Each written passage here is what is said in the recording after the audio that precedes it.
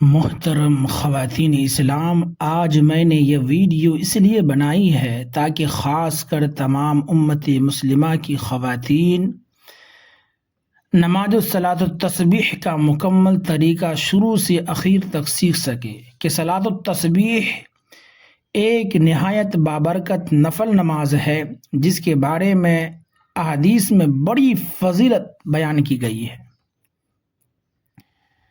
اور بہت سی مسلمان بہنیں یہ جاننا چاہتی ہیں کہ صلاۃ التسبیح کیسے پڑھی جائے، کب پڑھی جائے، دن یا رات میں، اس کا کیا حکم ہے۔ آج ہم انتہائی آسان انداز میں صلاۃ التسبیح کا مکمل طریقہ سیکھیں گے تاکہ ہر بہن گھر بیٹھے اس مبارک نماز کو ادا کر سکے۔ سب سے پہلے یہ بات یاد رکھیے کہ صلاۃ التسبیح مرد ہو یا عورت دونوں ایک ہی طریقے سے پڑھتے ہیں، البتہ عورت اپنی نماز کے عام طریقے کے مطابق نماز ادا کرے گی۔ صلاۃ التسبیح 4 رکعت نفل نماز ہے، اور اس میں ایک مخصوص تسبیح 300 مرتبہ پڑھی جاتی ہے۔ یہی وجہ ہے کہ اسے صلاۃ التسبیح کہا جاتا ہے۔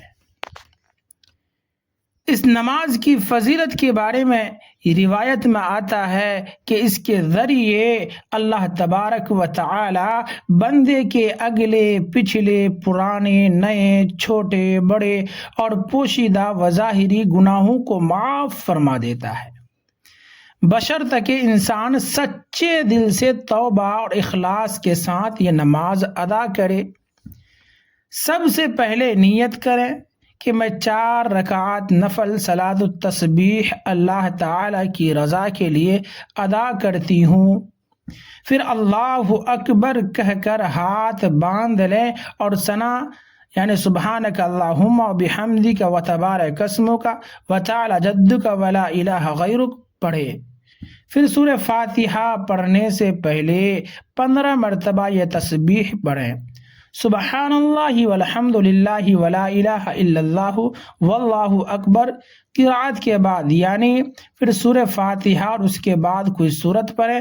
سورت مکمل ہونے کے بعد رکوع میں جانے سے پہلے کھڑے کھڑے 10 مرتبہ یہی تسبیح پڑھیں، سبحان اللہ والحمد للہ ولا الہ الا اللہ واللہ اکبر۔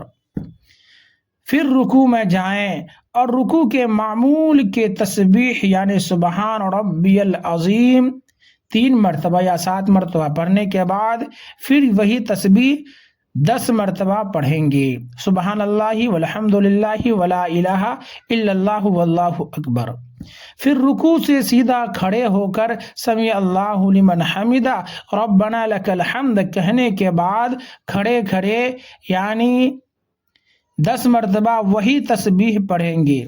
پھر سجدے میں جائیں گے اور سجدے میں سبحان ربی الاعلی کے بعد 10 مرتبہ یہی تسبیح پڑھیں گے۔ پھر جلسہ میں یعنی دونوں سجدے، جب پہلا سجدہ کر کے جب بیٹھیں گے آپ تو بیٹھے بیٹھے 10 مرتبہ یہ تسبیح پڑھنی ہے۔ پھر دوسرے سجدے میں چلے جائیں گے، دوسرے سجدے میں سبحان ربی الاعلی کے بعد پھر یہی تسبیح 10 مرتبہ پڑھیں گے۔ اس طرح ایک رکعت میں آپ کی 75 مرتبہ تسبیح مکمل ہو جائیں گی۔ اب اللہ اکبر کہتے ہوئے دوسری رکعت کے لیے کھڑی ہو جائیں اور اسی طرح باقی تینوں رکعتیں مکمل کریں۔ 4 رکعتوں میں الحمدللہ 300 مرتبہ تسبیح پوری ہو جائیں گی۔ یاد رہے کہ اگر کسی رکن میں آپ تسبیح پڑھنا بھول جائیں تو اگلے بڑے رکن میں جیسے رکوع یا سجدے میں اس کے تعداد کو پورا کر لیں۔ اب سوال یہ ہے کہ کون سی سورت پڑھنا افضل ہے؟ تو قرآن کریم کی کوئی بھی سورت پڑھی جا سکتی ہے۔ البتہ بعض علماء نے سورہ تکاثر یعنی الہاکم التکاثر حتی سورہ عصر والعصر ان الانسان لفی خسر یا قل یا ایھا الکافرون یا قل هو اللہ احد پڑھنے کا ذکر ہے، لیکن کوئی خاص صورت لازم نہیں ہے، جو صورت یاد ہو وہ پڑھی جا سکتی ہے۔ اب سوال یہ ہے کہ صلاۃ التسبیح کس وقت پڑھنی چاہیے؟ تو یاد رکھیے کہ یہ نفل نماز ہے، اسے دن ہو یا رات کسی بھی جائز وقت میں پڑھا جا سکتا ہے، البتہ سورج طلوع ہونے کے وقت، سورج غروب ہونے کے وقت اور ٹھیک دوپہر کو، یعنی جب سورج سر پہ ہو، ٹھیک دوپہر کا وقت ہو، اس وقت نماز نہیں پڑھی جا سکتی۔ رات کے آخری حصے میں تہجد کے وقت پڑھنا بہت افضل ہے، کیونکہ اس وقت رحمت الہی خاص طور پر متوجہ ہوتی ہے۔ عاشورہ کی رات یا عاشورہ کے دن صلاۃ التسبیح پڑھنا جائز ہے اور باعث ثواب ہے، لیکن یہ عقیدہ نہیں رکھنا چاہیے کہ عاشورہ کے دن صلاۃ التسبیح خاص طور پر فرض یا واجب ہے۔ شریعت میں ایسی کوئی تخصیص ثابت نہیں، البتہ چونکہ عاشورہ کا دن عبادت، روزے، دعا اور ذکر کا دن ہے، اس لیے اس دن نوافل پڑھنا اچھی بات ہے۔ قرآن مجید میں اللہ تبارک و تعالی فرماتے ہیں وَاذْكُرُوا اللَّهَ كَثِيرًا لَعَلَّكُمْ تُفْلِحُونَ، یعنی اللہ کو کثرت سے یاد کرو تاکہ تم کامیاب ہو جاؤ۔ اور ایک مقام پر فرمایا فَاذْكُرُونِي أَذْكُرُكُمْ، یعنی تم میرا ذکر کرو میں تمہیں یاد رکھوں گا۔ صلاۃ التسبیح دراصل ذکر الہی کی ایک عظیم صورت ہے، جس میں بندہ بار بار اللہ کی پاکی، اس کی حمد، اس کی توحید اور اس کی کبریائی بیان کرتا ہے۔ وہ تسبیح جو صلاۃ التسبیح میں پڑھی جاتی ہے دراصل تیسرا کلمہ بھی کہلاتی ہے، اور وہ یہ ہے سبحان اللہ والحمد للہ ولا الہ الا اللہ واللہ اکبر ولا حول ولا قوت الا باللہ العلی العظیم۔ البتہ صلاۃ التسبیح میں عموماً اتنا حصہ پڑھا جاتا ہے کہ سبحان اللہ والحمد للہ ولا الہ الا اللہ واللہ اکبر۔ محترم بہنوں، اگر محرم کی 10 تاریخ جمعہ کے دن آ جائے تو اس سے عاشورہ کے احکام میں کوئی تبدیلی نہیں آتی۔ عاشورہ کا روزہ اپنی فضیلت کے ساتھ باقی رہتا ہے اور جمعہ کی فضیلت اپنی جگہ برقرار رہتی ہے۔ اگر کوئی شخص 9 اور 10 یا 10 اور 11 محرم کا روزہ رکھے تو یہ زیادہ بہتر ہے، جیسا کہ احادیث سے معلوم ہوتا ہے۔ میری محترم بہنوں، جب محرم کا مہینہ آتا ہے تو صرف ایک نیا اسلامی سال شروع نہیں ہوتا، بلکہ ہمیں تاریخ اسلام کی عظیم اسباق بھی یاد دلاتا ہے۔ یہ وہ مہینہ ہے جسے اللہ تبارک و تعالی نے حرمت والے مہینوں میں شامل فرمایا ہے۔ قرآن کریم میں اللہ تبارک و تعالی ارشاد فرماتے ہیں ان عدت الشہور عند اللہ 12 شہرا فی کتاب اللہ منها 4 حرم، یعنی اللہ کے نزدیک مہینوں کی تعداد 12 ہے، جن میں سے 4 مہینے حرمت والے ہیں۔ محرم انہی عظمت والے مہینوں میں سے ایک مہینہ ہے، اس لیے رسول اللہ صلی اللہ علیہ وسلم نے محرم کے روزوں کو رمضان کے بعد سب سے افضل روزے قرار دیا۔ میری پیاری بہنوں، ذرا سوچئے عاشورہ کا دن کتنا عظیم دن ہے۔ یہی وہ دن ہے جس میں اللہ تبارک و تعالی نے اپنے جلیل القدر نبی حضرت موسیٰ علیہ السلام اور بنی اسرائیل کو فرعون کے ظلم سے نجات عطا فرمائی تھی۔ جب رسول اللہ صلی اللہ علیہ وسلم مدینہ تشریف لائے تو آپ صلی اللہ علیہ وسلم نے دیکھا کہ یہودی اس دن روزہ رکھتے ہیں، تو آپ صلی اللہ علیہ وسلم نے فرمایا کہ موسیٰ علیہ السلام کے ساتھ ہمارا تعلق زیادہ مضبوط ہے۔ پھر آپ صلی اللہ علیہ وسلم نے بھی روزہ رکھا اور امت کو بھی اس کی ترغیب دی۔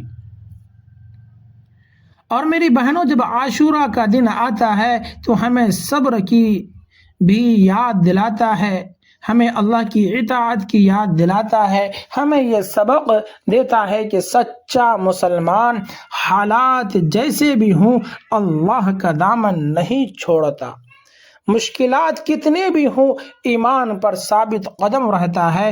یہی وجہ ہے کہ محرم کا مہینہ ہمیں اپنے اعمال کا جائزہ لینے کے لیے دعوت دیتا ہے کہ ہم اپنے دلوں کو صاف کریں، اپنی نمازوں کو بہتر بنائیں، اپنے گناہوں سے توبہ کریں اور اللہ تعالی سے اپنا تعلق مضبوط کریں۔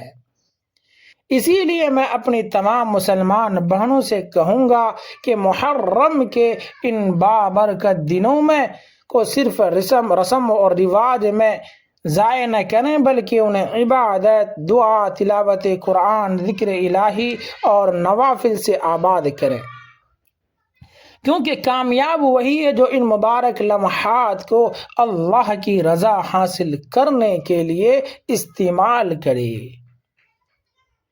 میری محترم بہنوں، دنیا کی ہر کامیابی وقتی ہے، دنیا کی ہر خوشی چند دن کی ہے، دنیا کا ہر حسن ایک دن ماند پڑ جائے گا، لیکن اللہ کے لیے بہایا گیا ایک ایک آنسو کبھی ضائع نہیں ہوتا، اللہ کے لیے پڑھا گیا ایک نفل کبھی ضائع نہیں ہوتا، اللہ کے لیے کیا گیا ایک سجدہ کبھی ضائع نہیں ہوتا، اور شاید یہی وہ نماز ہو جو قیامت کے دن ہمارے لیے نجات کا ذریعہ بن جائے۔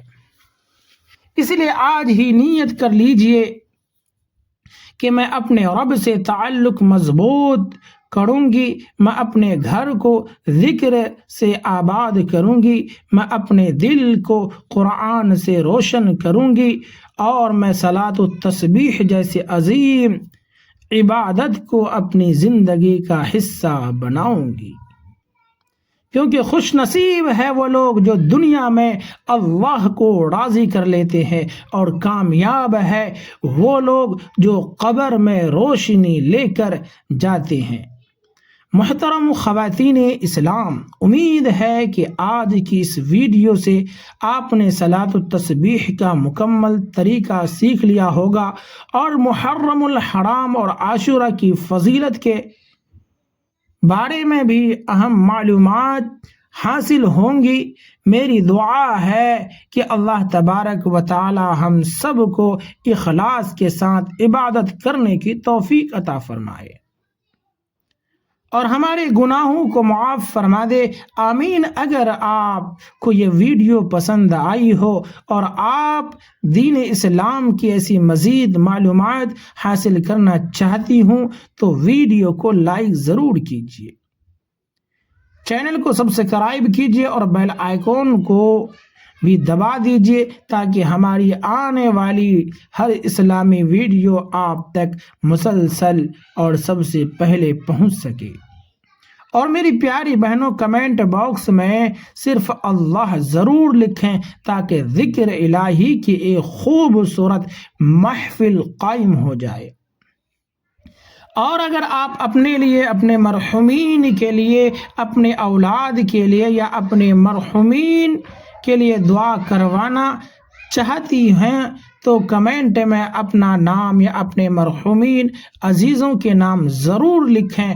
انشاءاللہ تبارک و تعالی میں اور اس ویڈیو کو دیکھنے والے تمام